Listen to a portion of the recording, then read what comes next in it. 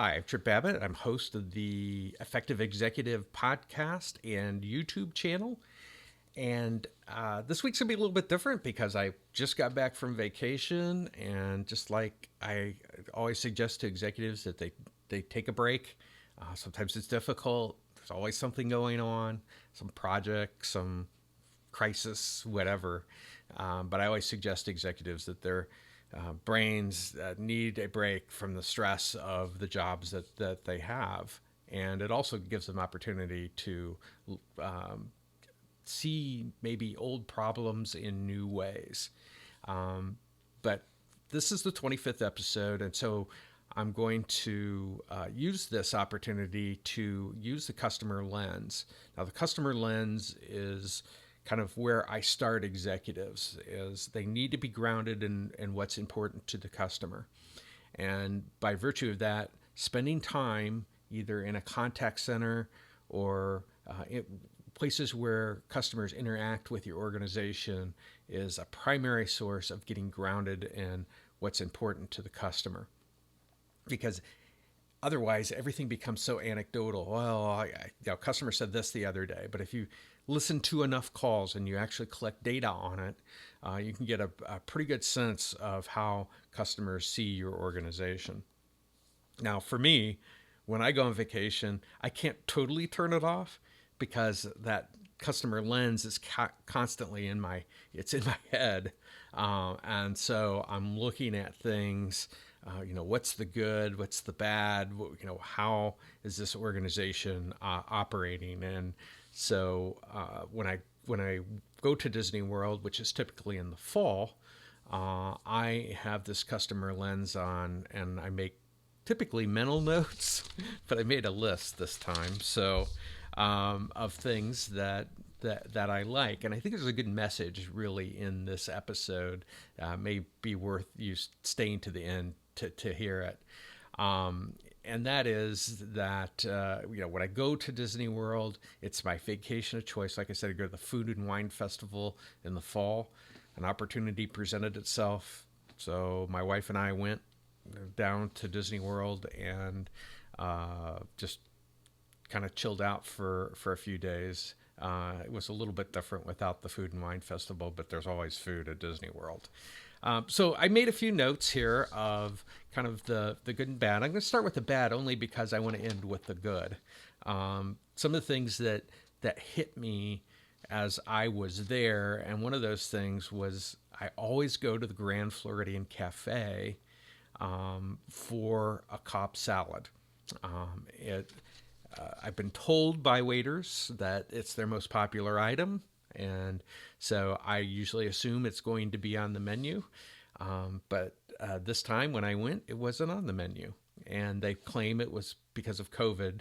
And the waiter basically, she told me that they don't have it on the menu, but they would try and put one together for me. And they actually made a very good replication of it, except for one thing, and that was it didn't have the vinaigrette dressing on it. And the vinaigrette dressing is kind of what makes the salad from my standpoint.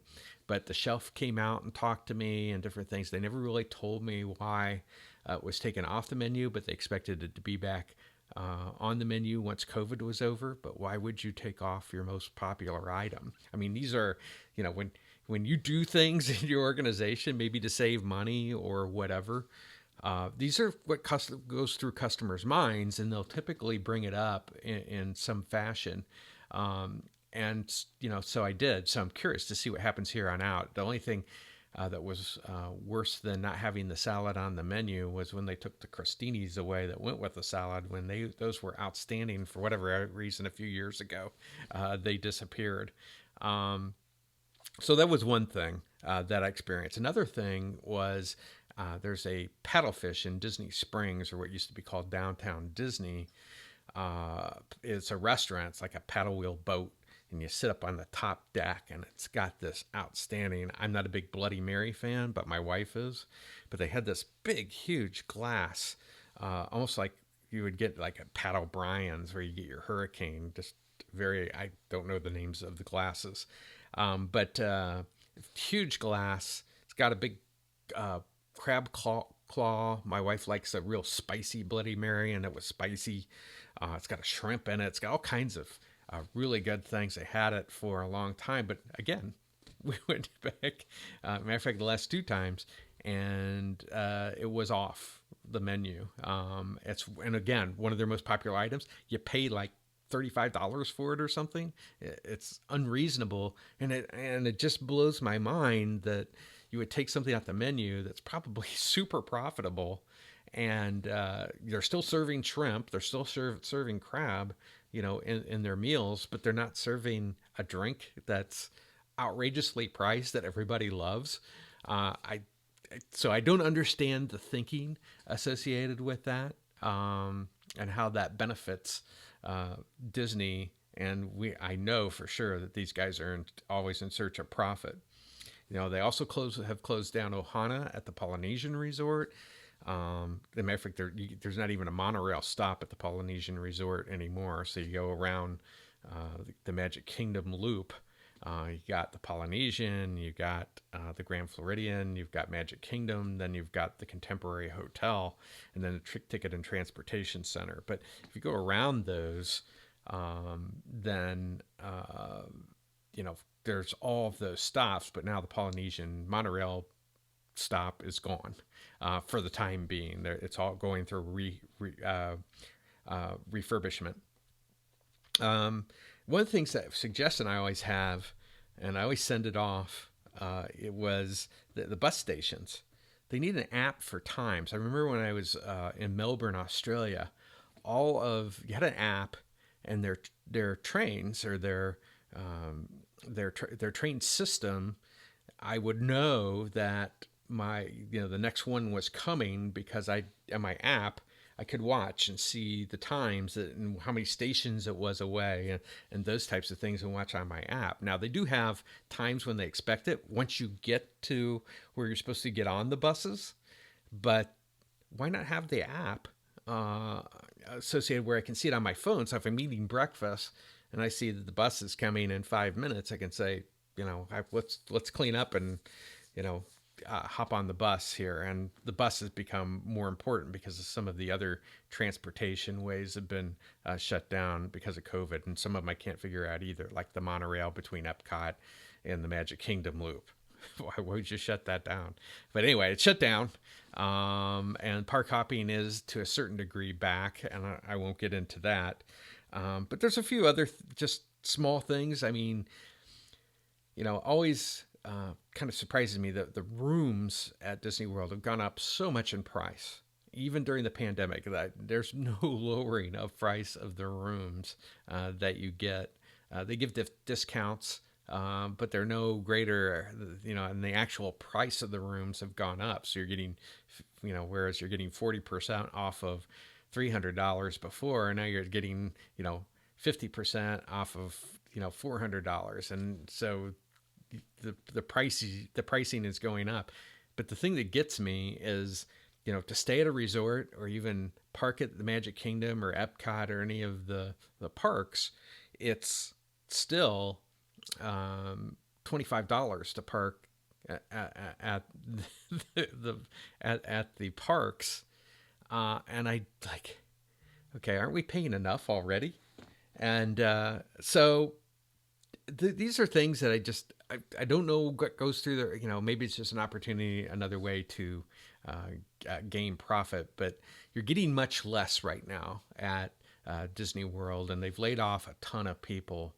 And you can kind of tell there's not as many of what they call cast members or their employees there like you'd see normally. You'd see people picking up trash, or you couldn't get away from them. They were everywhere. Not quite as frequently seen at Disney World now. Small things.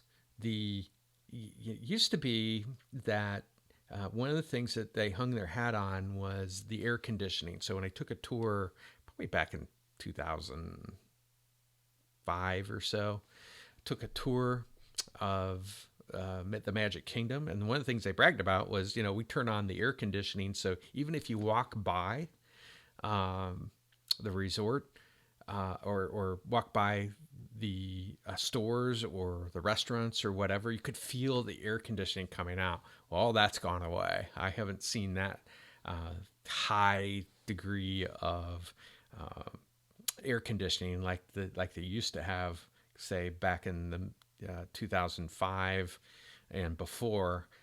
And you always wonder, is this cost cutting? Is this some way of but their values say that this is one of the important things, is kind of the customer experience. So anyway, those are a few things that, as I look at, I've got a whole bunch of other stuff I've written down, but I think you get the point that when you look through that customer lens, you may see things, you may hear things from customers directly that you didn't think about when you were making decisions of taking the Cobb salad out, or, trying to save a few bucks on the air conditioning, and maybe most people don't notice. And what you have to find out is if enough people are noticing the same things, and why did you make those particular decisions?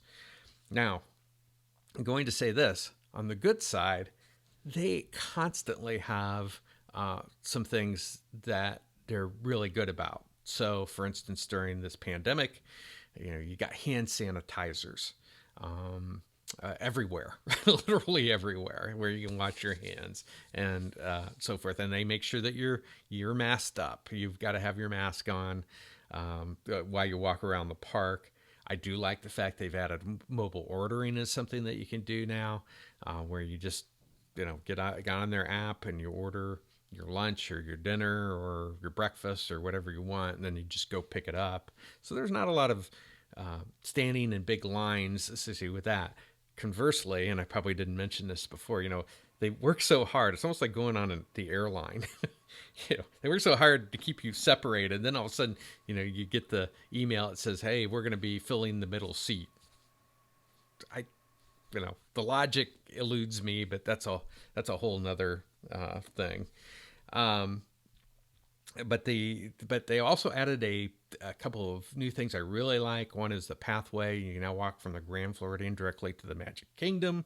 So that's awesome that they've built that particular path. And the Skyliner is just a neat kind of new, it's almost like a ride now, where you can get from a lot of different resorts, from Disney Studios to the new resort called the Riviera.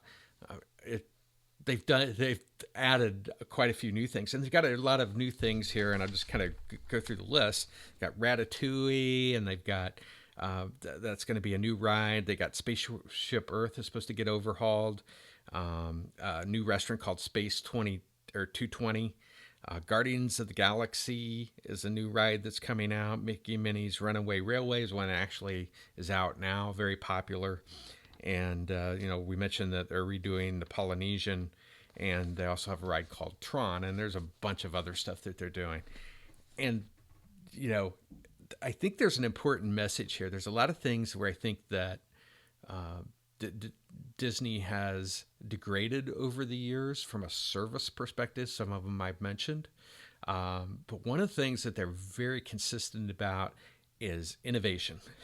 They have new stuff constantly coming out, and that's what keeps people coming back. Now, I'd like to see that service get back to the level that I saw maybe in the late 90s or early 2000s that I don't see anymore. And I think if they were to talk to some of the customers, I used to survey people all of the time and putting together an understanding of what their that's my dog. What's important to the customer. They ask you a lot of questions, those types of things. And I think all that's been slashed out now, but I don't think they've really been listening to the customer experience as much. But innovation can overcome a lot of ills in an organization. This is true constantly. It's true for Disney, and it's true for any other organization. I always hear people saying, "Oh, you got to have good salespeople." Well, if you have new products that people want, salespeople are still important, but not. It makes it a little bit easier when you're selling umbrellas in the rain, type of thing. And So innovation can overcome of these. So I'm always left overall with a good experience because I'm always anticipating what the next thing that they're going to bring out, and they've got always so much that's coming up, whether it's new fireworks shows or new rides or whatever it might be. I just like to see them do more on the experience side, on food. Their food is so expensive, and you don't really feel like you get the value in most places that you go anymore, like you used to. Get a decent meal. I say, boy, I can't get that anywhere else. Well, now you get a burger, type of thing. It's no better than the one that you pick up at McDonald's. You want it to be something special, especially at the prices that they're charging for their particular experiences. Well, anyway, I thought I'd share, looking through that customer lens. It's something that you need to do in your own organization. And I actually think it's a good practice for executives. Kind of take yourself out of your world and look at maybe other organizations that you're interacting with as a customer, because you're going to see things much differently. And I always have said that customers are probably the best synthetic thinkers, because they don't care that this department does it, or that I don't know that because that's not my area. All that stuff goes out the window, because the customer only cares about getting their problem solved or having an enjoyable experience in the case of Disney World. So hopefully that's helpful. Looking at your own organization and creating that touchstone, the whole process of putting together your synthetic thinking of your own organization is highly valuable. Whether you're using my system or somebody else's, is looking through that customer lens, and then naturally going on to the thinking lens, which is, why do we do the things that we do? What made us make these decisions? And some of those are steeped in certain values. Some of them are steeped in things like trying to cut costs, or whatever it might be, or you think you're doing the right thing, and customers aren't experiencing it that way. So hopefully this has been something a little bit different than what I normally do, but having been on vacation, I haven't had a chance. I do have videos that I put out on YouTube that I do not put into the podcast. So make sure you visit that particular channel and subscribe if you get a chance. I am putting together something that I think every executive that's looking for an advantage. I'm working very hard to get this out this week, but 90% of executives do not use this tool, and it is so helpful to you becoming an effective executive. But I'm always shocked that more executives aren't using this particular tool. And so that'll be coming out this week. I'll probably make an announcement next Monday, or if you're subscribed to the YouTube channel, you'll get notified if you hit the bell, and it'll let you know when that particular episode, and maybe more than actually one. I'm debating, because it's going to be either a long episode on YouTube, or it's something that I'm going to have to split out maybe into two sections.